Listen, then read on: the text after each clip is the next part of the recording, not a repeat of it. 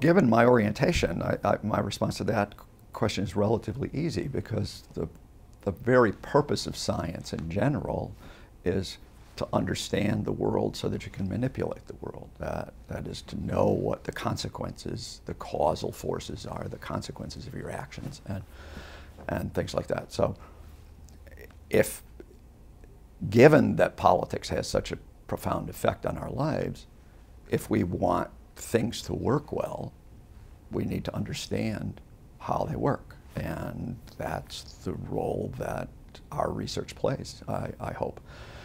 A very direct application of this was very early in my career. I worked on Capitol Hill for a year as an American Political Science Association congressional fellow.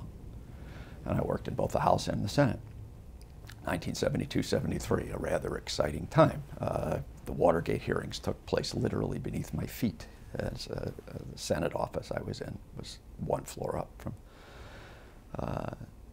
from the Watergate hearings. And it was a time of a lot of change in governance, reforms in the House of Representatives in terms of the way the House worked. When I was in the Senate, I worked on campaign finance reform as one of the responsibilities in my area. I was in charge of all reform issues in the Senate office I was in. And my understanding of causal political forces were invoked every single day of my job. One little-known thing is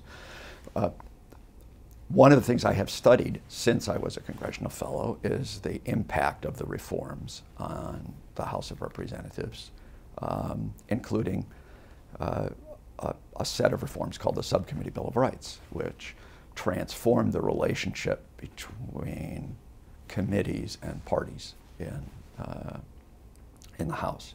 I wrote the Subcommittee Bill of Rights.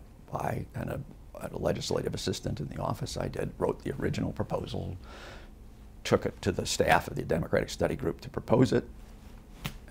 4 weeks later, it was part of the rules of the Democratic Caucus. And so, one, that's relevance, and two, it's only because I felt I had an understanding of what the consequences of this would be that I could propose what I did. And so, yeah, I think what we do is pretty relevant.